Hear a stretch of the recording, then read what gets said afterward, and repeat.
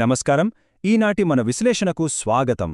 ఈరోజు మనం ఒక అద్భుతమైన జానపద కథను విశ్లేషించబోతున్నాం. రాజు మరియు 7 జతల చెప్పులు. ఈ కథను మనం చిన్నప్పుడు వినే ఉంటాం, కానీ ఇది కేవలం ఒక చిన్నపిల్లల కథ కాదుండోయ్. మానవుల మధ్య ఉండే సహకారం, మనం ఒకరిపై ఒకరు ఎలా ఆధారపడతామో అనే అత్యంత సంక్లిష్టమైన విషయాలను ఈ చిన్న కథ ఎంత అద్భుతంగా వివరిస్తుందో ఈరోజు మనం చూడబోతున్నాం. సరే, ఇక విషయంలోకి వెళ్దాం. తెగిపోయిన ఒక చిన్న చెప్పును కుట్టడానికి అసలు ఎంతమంది సహాయం కావాలి? ఒకసారి ఆలోచించండి. వెంటనే మనకి తట్టే సమాధానం ఒక్కరు. అదేనండి, చెప్పులు కుట్టేవాడు అని కదా. కాని ఈ సింపుల్ ప్రశ్న వెనుక ఎంత పెద్ద గొలుసుకట్టు చర్య దాగి ఉందో ఇప్పుడు మనం తెలుసుకుందాం. ఇది ఖచ్చితంగా మన ఆలోచన విధానాన్నే మార్చేస్తుంది. అనగనగా ఒక రాజుగారు ఉండేవారు. ఆ రాజుగారికి ప్రతిరోజూ క్రమం తప్పకుండా అడవికి వేటకు వెళ్లే అలవాటుండేది. అదొక పెద్ద దినచర్య అన్నమాట. ఏ రోజుకి ఆ రోజు ప్రత్యేకంగా సిద్ధమై ఎంతో ఉత్సాహంగా ఆయన వేటకు బయలుదేరేవారు. ఇక్కడ అసలైన ఆసక్తికరమైన విషయం ఏమిటంటే, ఆ రాజుగారికి ఖచ్చితంగా 7 జతల చెప్పులు మాత్రమే ఉండేవి.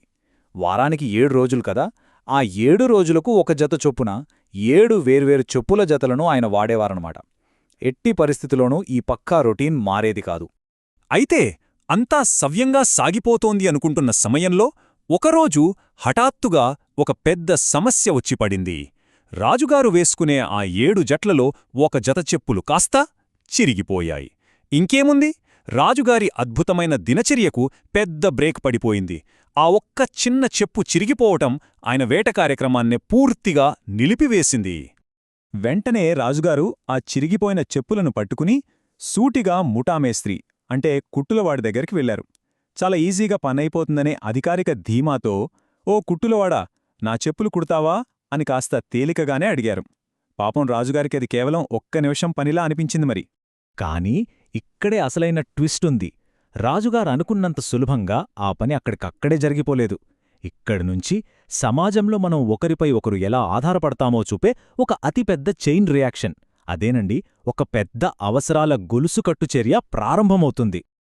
ఆ కుట్లవాడేమన్నాడో తెలుసా? సరే రాజా, తప్పకుండా కుడతాను. కాని నాకు విపరీతమైన ఆకలిగా ఉంది. ముందు నాకు అన్నం పెడితేనే చెప్పులు కుట్టగలను అని తేల్చి చెప్పాడు. ఇదిలో ఇక్కడ పడింది మొదటి అడ్డంకి. చెప్పులు కుట్టాలంటే ముందు వాడి ఆకలి తీరాలి. దానికోసం రాజుగారు తప్పనిసరిగా వంటలవాడి దగ్గరికి వెళ్లాల్సొచ్చింది. ఓ వంటలవాడా, వేడికి అన్నం పెడితే వాడు నా చెప్పులు కొడతాడు అని ఆయన అడగక తప్పలేదు. పోనీ ఆ వంటలవాడు అన్నం వండటానికి సిద్ధంగా ఉన్నాడా అంటే వాడికో సమస్య ఉంది. సరే రాజా, వండుతాను, కాని పొయ్యి వెలిగించటానికి నాకు కట్టెలు కావాలి కదా అన్నాడు. చూశారా, చెప్పుల సమస్య కాస్తా ఇప్పుడు కట్టెల సమస్యగా మారిపోయింది. దాంతో రాజుగారు మళ్లీ బయల్దేరి కట్టెల కొట్టేవాడి దగ్గరికి వెళ్లారు. ఓ కట్టెలు కొట్టేవాడా, నువ్వు కట్టెలిస్తే వంటలవాడు వండుతాడు, అప్పుడు కుట్టులవాడు నా చెప్పులు కుడతాడు అని వివరించారు. పాపం, ఆ కట్టెలు కొట్టేవాడు కూడా వెంటనే సహాయం చేయలేకపోయాడు. కట్టెలు కొడతాను కాని ప్రభూ, నా గొడ్డలి బాగా ముద్దుబారిపోయింది. ముందు కమ్మరి దగ్గరికి వెళ్లి దానికి పదును చేయించకురండి అని చెప్పాడు. పని మరింత కాంప్లెక్స్గా మారిపోతోంది కదా. ఇలా పెరిగిపోతున్న పనుల వల్ల రాజుగారికి ఎంత చిరాకొచ్చుంటుందో ఊహించండి. ఇక చేసేది లేక రాజుగారు చివరకు కమ్మరి దగ్గరికి వెళ్లి గొడ్డలికి పదును పెట్టమని అడగక తప్పలేదు. ఒక్కసారి ఇక్కడ కాస్త ఆగి ఈ మొత్తం పరిస్థితిని జాగ్రత్తగా గమనిద్దాం. ఒక చిన్న పని ఎంత పెద్దదైపోయిందో నెమ్మదిగా చూడండి. రాజుగారి చెప్పు కుట్టాలంటే దశ 1, ముందుగా కుట్టులవాడికి అన్నం పట్టాలి. దశ 2, వాడు తినాలంటే వంటలవాడు వండాలి, దానికి కట్టెలు తవ్వాలి. దశ 3, కట్టెలు కావాలంటే కట్టెలు కొట్టేవాడికి పదునైన గొడ్డలివ్వాలి. దశ 4, ఆ గొడ్డలి పదునుగా ఉండాలంటే చివరకు కమ్మరి సహాయం అత్యంత తప్పనిసరి. ఒక సింపుల్ షూ రిపేర్ వెనుక అసలు ఎన్ని దశలున్నాయో మనకి స్పష్టంగా అర్థమవుతోంది. రాజుగారి ప్రయాణం అలా గంటల తరబడి సాగుతూనే ఉంది.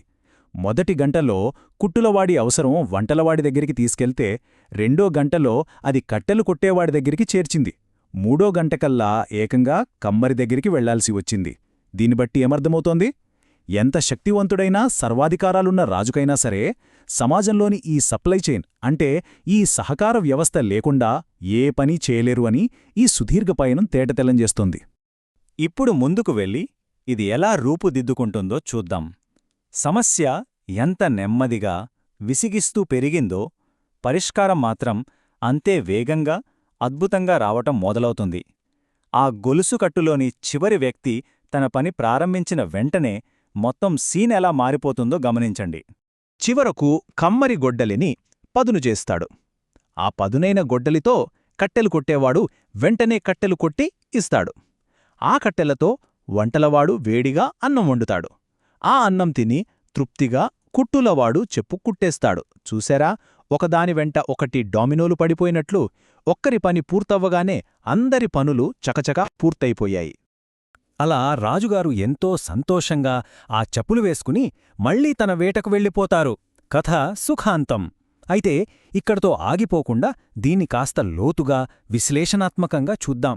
ఈ జానపద కథ మనకి కేవలం వినోదాన్నివ్వడానికి మాత్రమే కాదు సుమా, దీని వెనక దాగి ఉన్న ఆర్థిక, సామాజిక సూత్రాలను మనం ఖచ్చితంగా అర్థం చేసుకోవాలి. ఒక్కసారి ఆలోచించండి, ఈ చిన్న కథ మనకు నిజంగా ఏమి నేర్పుతుంది? మనం చూసింది కేవలం ఒక చెప్పుల సమస్య కాదు, అదొక అద్భుతమైన ఇకనామిక్ చైన్ రియాక్షన్. అంటే ఏదైనా ఒక వస్తువు లేదా సేవ మనకు అందాలంటే దాని తెరవెనుక ఎంతోమంది శ్రమ, ఎంత సమయం దాగి ఉన్నాయో ఈ కథ మన కళ్ళకు కట్టినట్లు చూపుతోంది. కాబట్టి ఇక్కడ మనం తెలుసుకోవాల్సిన అత్యంత కీలకమైన విషయమేమిటంటే, ఏదైనా ఒక పని సక్రమంగా జరగాలంటే అందరి సహకారం ఖచ్చితంగా అవసరం. మన సమాజం అనేది ఒకరిపై ఒకరు ఆధారపడి పనిచేసే ఒక అద్భుతమైన యంత్రం లాంటిది. అంతటి రాజుగారికి సైతం ఈ పరస్పర ఆధారిత వ్యవస్థ తప్పలేదు కదా. ఒకరి వృత్తికి మరొకరి వృత్తికి మధ్య ఉన్న బలమైన బంధాన్ని ఈ కథ ఎంతో చక్కగా నిరూపిస్తోంది. ముగించే ముందు ఒక్క ప్రశ్న. మన ఆధునిక ప్రపంచం కూడా అచ్చు ఆ రాజుగారి గ్రామం లాగానే పనిచేస్తుందా? ఖచ్చితంగా. ఈరోజు మనం వాడే స్మార్ట్ఫోన్ దగ్గర్నుంచి ఉదయం తాగే కాఫీ కప్పు వరకు ప్రతీదీ ఇలాంటి ఒక కనబడని సహకార వ్యవస్థ ద్వారానే మన చేతుల్లోకొస్తుంది. ప్రపంచంలోని వేర్వేరు మూలల్లో ఉన్న ఎంతోమంది అజ్ఞాత వ్యక్తుల శ్రమ దీని వెనక ఉంది. మన దైనందిన జీవితాలను నడిపిస్తున్న ఈ అదృశ్య గొలుసుకట్టును గమనించడం మొదలుపెడితే ప్రతి చిన్న వస్తువు వెనక ఉన్న ఆ సమష్టి సహకారం మనల్ని నిజంగా ఆశ్చర్యపరుస్తుంది. ఒక్కసారి ఆలోచించండి. ఈనాటి మన విశ్లేషణ ఒక కొత్త దృక్కోణాన్ని ఇచ్చిందని ఆశిస్తూ మళ్ళీ కలుద్దాం.